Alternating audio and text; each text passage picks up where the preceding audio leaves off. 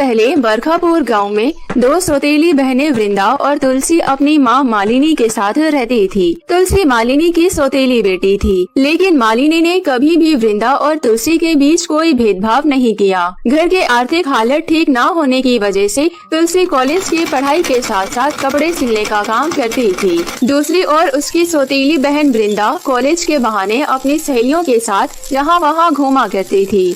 उसका पढ़ाई में बिल्कुल भी मन नहीं लगता था। फिर कुछ दिनों बाद दोनों का रिजल्ट आया।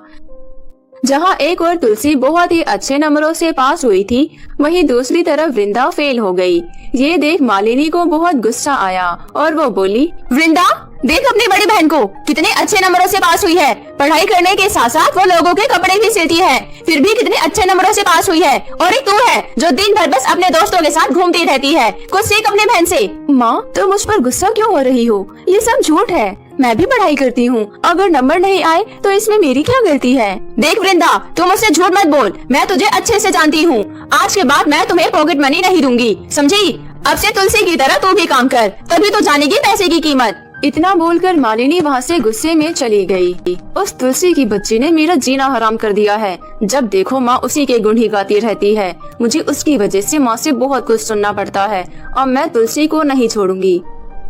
फिर एक दिन जब तुलसी अपनी माँ मालिनी के साथ घर का सामान लेने बाजार गई हुई थी, वृंदा ने चुपके से तुलसी के कमरे में गई और वहाँ पर सिलने रखे हुए कपड़े को जला दिया।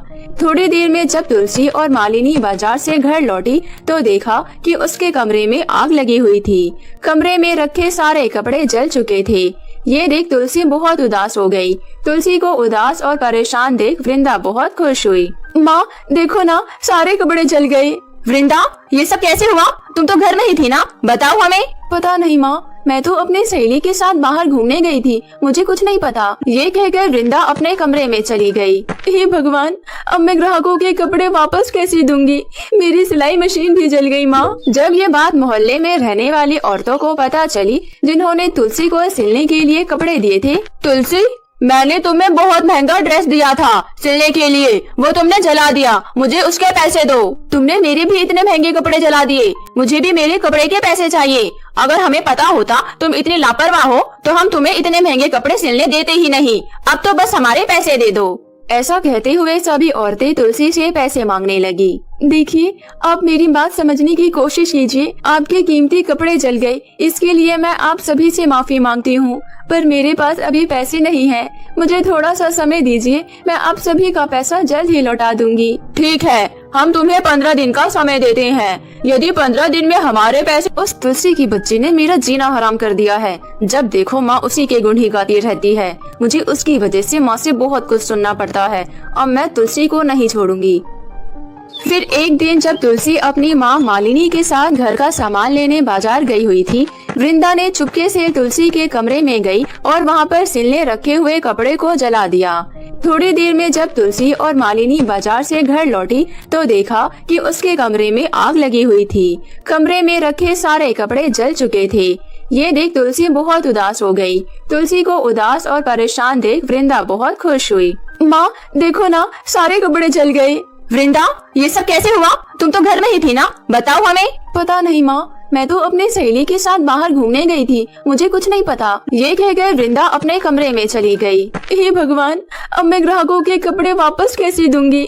मेरी सिलाई मशीन भी जल गई। माँ जब ये बात मोहल्ले में रहने वाली औरतों को पता चली, जिन्होंने तुलसी को सिलने के लिए कपड़े दिए थे, तुलसी मैंने तुम्हें बहुत महंगा ड्रेस दिया था सिलने के लिए, वो तुमने जला दिया, मुझे उसके पैसे दो।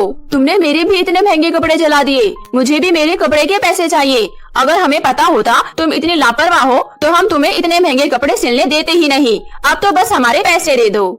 ऐसा कहते हुए सभी औरतें तुलसी से पैसे मांगने लगी। देखिए, आप मेरी बात समझने की कोशिश कीजिए। आपके कीमती कपड़े जल गए, इसके लिए मैं आप सभी से माफी मांगती हूँ, पर मेरे पास अभी पैसे नहीं हैं। मुझे थोड़ा सा समय दीजिए, मैं आप सभी का पैसा जल्द ही लौटा दूंगी। ठीक है, हम तुम्हें 15 दिन का समय देते हैं। यदि 15 दिन में हमारे पैसे नहीं लौटाए तो देख लेना, हमारे पास और भी रास्ते हैं पैसे निकलवाने के।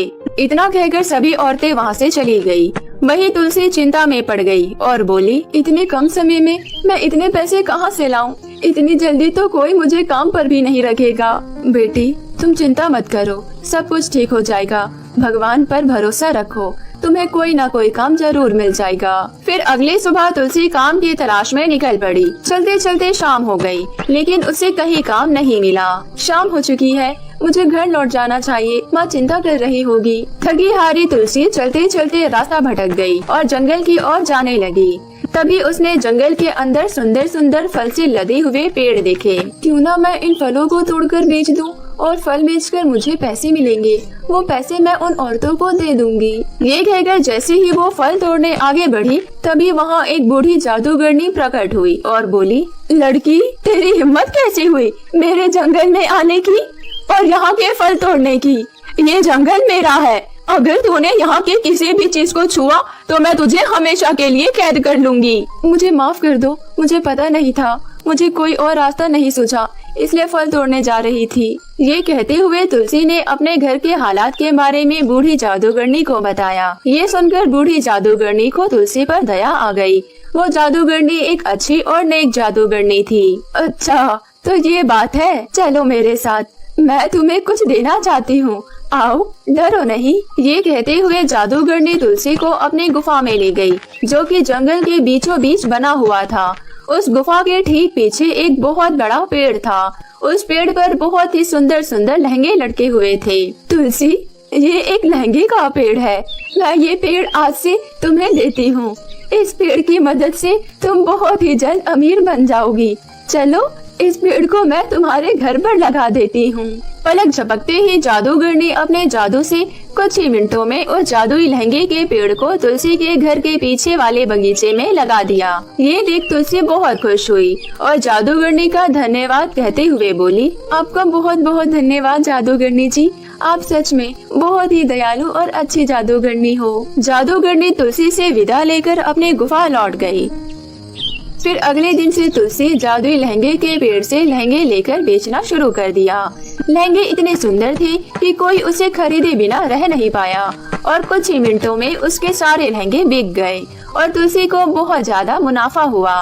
तुलसी ने जल्द ही उन सभी औरतों के पैसे लौटा दिए, लेकिन जब ये बात वृंदा को पता चली, वो ईर्ष्या से जल उठी। चलो कोई बात नहीं, मैं उस पेड़ को भी जलाकर राख कर दूंगी, फिर देखती हूँ। रात के समय सबके सो जाने के बाद जैसे ही वृंदा उस पेड़ को जलाने के लिए आगे बढ़ी, तभी उस पेड़ में से आग के गोले निकलने लगे।